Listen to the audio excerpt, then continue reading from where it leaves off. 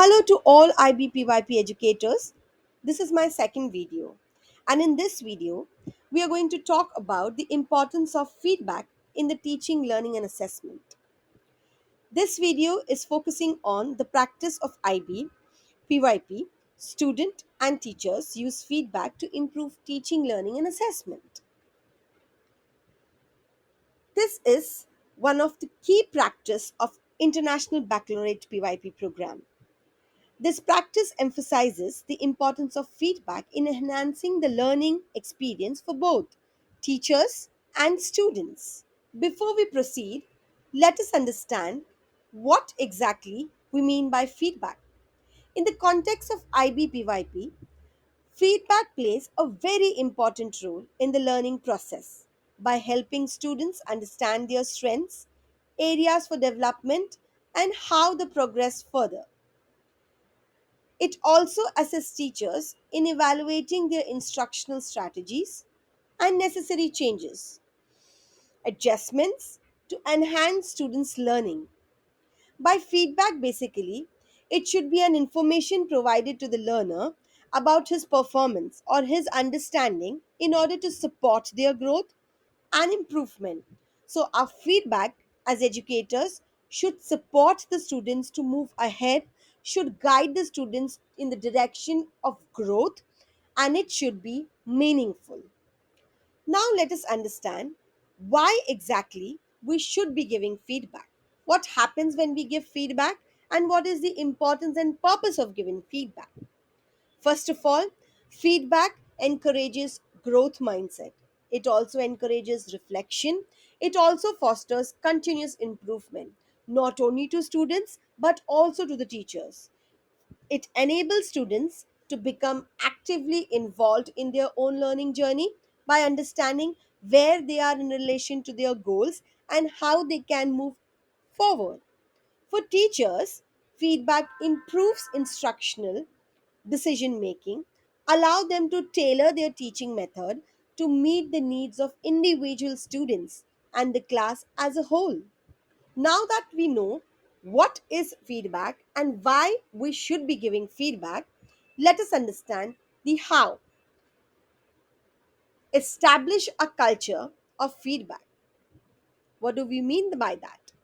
Creating a cultural environment in your classroom where feedback is valued and seen as an opportunity for growth rather than criticism.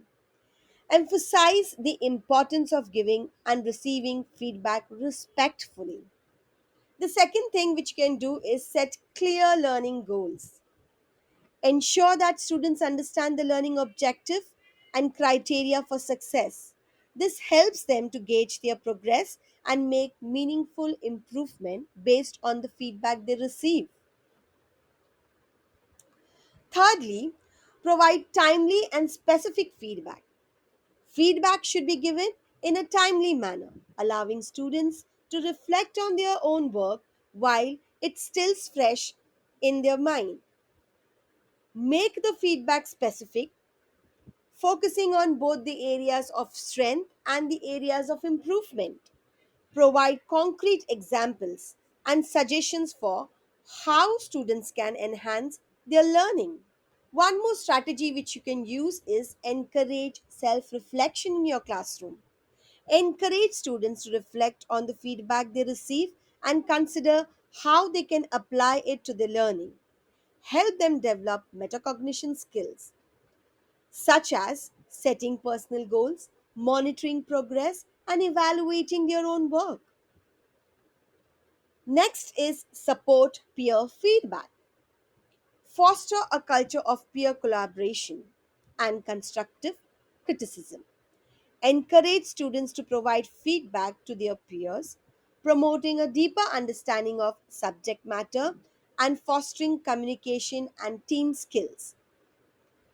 The next thing which you can use as a strategy is use varied feedback strategies.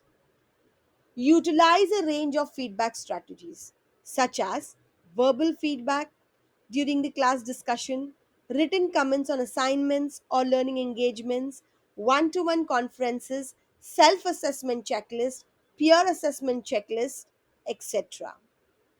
Please remember, the ultimate goal of using feedback in IBPYP is to empower students to take ownership of their learning, develop a growth mindset, and continuously improve their skills and understanding.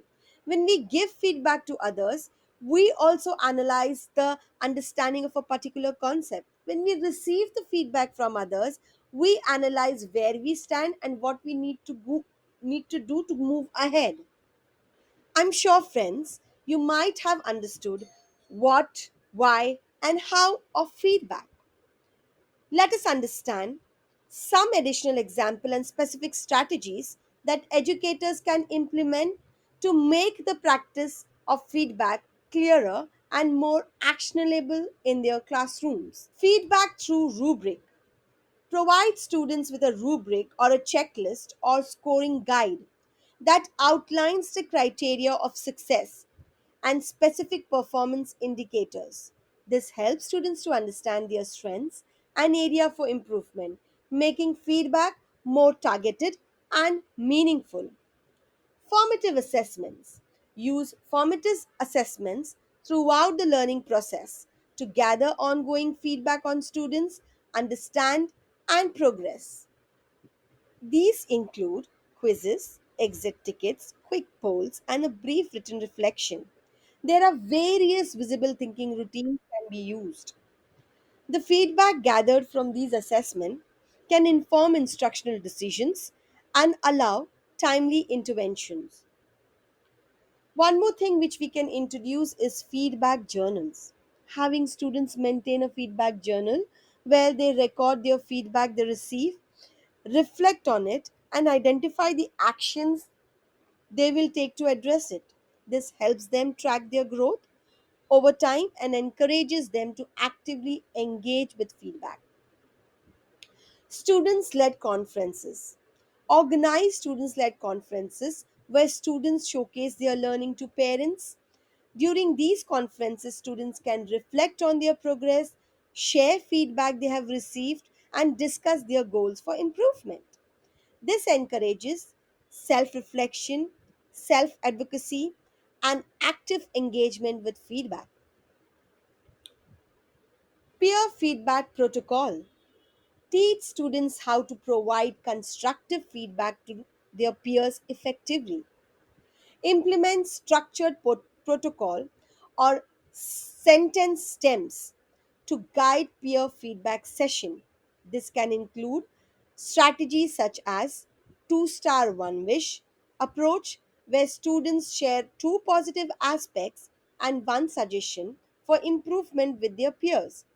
Support the students initially with few sentence starters. Model students to understand how exactly we should be giving feedback to peers, which will be more constructive and helpful for further progress. Feedback checkpoints. Introduce regular feedback checkpoints throughout the unit or projects. They can be designed and designated moments where students pause, reflect on their progress, seek feedback from their peers or teachers, and make adjustment to their work and strategies accordingly. Digital tools for feedback can also be utilized that facilitates feedback exchanges. This can include online discussion board, collaborative document editing, a platform built with comment feature.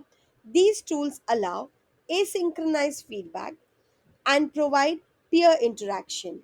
Jamboard, Padlet, Seesaw, these can be used effectively. Feedback on process and efforts. Alongside feedback on final product or outcome provides feedback on students' learning process and efforts. Accordingly, the preference, effective strategies and areas where they can demonstrate growth mindset and this encourage them to continue apply their skills. Feedback conferences. Conduct one-to-one feedback conferences with students to discuss their progress, address specific challenges, and set goals for improvement. These individualized conversation help establish a supportive relationship and provide targeted feedback tailored to each student's need. By incorporating all these strategies which we have discussed in this video, educators can create a more comprehensive and actionable feedback system that supports students' learning, engagement, and growth in their classroom. Thank you so much for your attention. Remember, feedback should always be feedback to feed forward. Thank you. Have a nice day, everyone.